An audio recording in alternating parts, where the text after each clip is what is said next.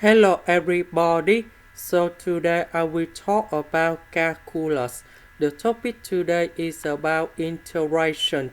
So now I will show you how to answer. We need to use about integration by substitution. So I will put about u equals to the square root.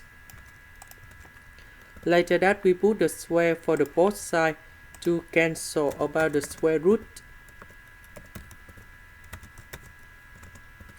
Next, we do first derivative for the both sides.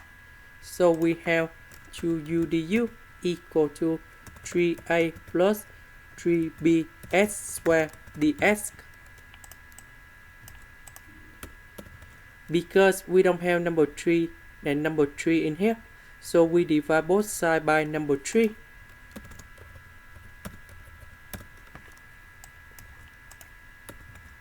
So the square root we change for u.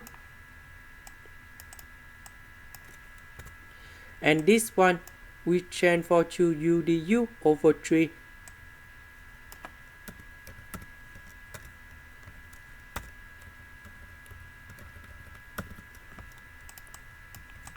And now u divided by u, we have 2 over 3 in here. The integration of du, we have u. And we put about c. About u, that is about this one. This is the end. Thank you for watching.